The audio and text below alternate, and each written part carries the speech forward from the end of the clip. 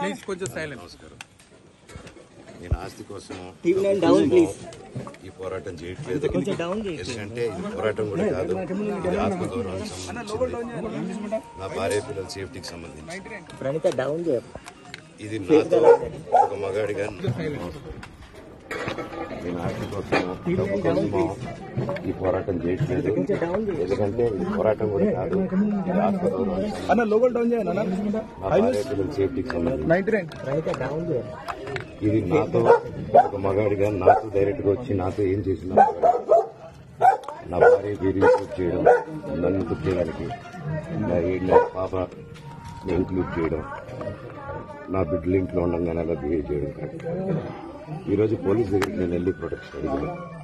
నేను మొన్న వచ్చి అడిగినప్పుడు మీకు అన్ని ఎవిడెన్స్ ఇస్తాను, ఎస్ఐ గారు నేను ఇస్తాను చూపించాను. కౌన్సిలర్లు అందరూ అడ్డుగా దాంకున్నారని చూపించాను. అది చూసి ఓకే సార్ నేను ధైర్యం అనేది మేము ఎక్కడికి వెళ్ళట్లేదని చెప్పి మాట్లాడి పారిపోయారు. ఇప్పుడు కానిస్టేబుల్స్ వచ్చి అందరూ నా మనుషులందరినీ భయపించి ఇప్పుడు వాళ్ళ పేర్లు తీసుకుని బెదరగొట్టి మా మనుషులను పంపించేసి వేరే బాడీ గార్డ్ లోపలికి పంపించున్నారు సార్. ఏం జరిగిందండి అసలు? గొడవలు ఎందుకు జరిగాయి?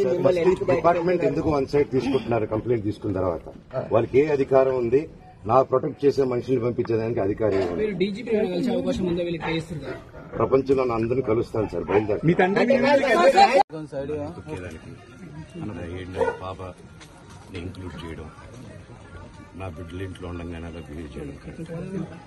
ఈరోజు పోలీస్ దగ్గరికి నేను వెళ్ళి ప్రొటెక్షన్ నేను మొన్న వచ్చి అడిగినప్పుడు మీకు అన్ని ఎవిడెన్స్ ఇస్తాను. ఎస్ఐ గారు ఇక్కడి నుంచి వచ్చి నేను ఇస్తాను సార్ ప్రొటెక్షన్ చూపించాను. బౌన్సర్లు అందరూ అక్కడ దాంకున్నారని చూపించాను. అది కొంచెం చూసి ఓకే సార్ మేము ధైర్యం ఉండండి మేము ఎక్కడికి వెళ్ళట్లేదని చెప్పి మాట్లాడి పారిపోయారు. ఇప్పుడు కానిస్టేబుల్స్ వచ్చి అందరూ నా మనుషులందరినీ భయపించి ఇప్పుడు వాళ్ళ పేర్లు తీసుకుని బెదరగొట్టి మా మనుషులు పంపించేసి వేరే బాడీ గార్డ్ లోపలికి పంపించున్నారు సార్. ఏం జరిగిందండి అసలు? గొడవలు ఎందుకు జరిగాయి? మిమ్మల్ని ఎందుకు డిపార్ట్మెంట్ ఎందుకు వన్ సైడ్ తీసుకుంటున్నారు? కంప్లైంట్ తీసుకున్న తర్వాత వాళ్ళకి ఏ అధికారం ఉంది? నా ప్రొటెక్ట్ చేసే మనుషులు పంపించేదానికి అధికారం ఉంది. ప్రపంచంలో అందరినీ కలుస్తాను సార్. బయలుదేరి. మీ తండ్రి మీ మీద కేసు పెట్టారు కదా?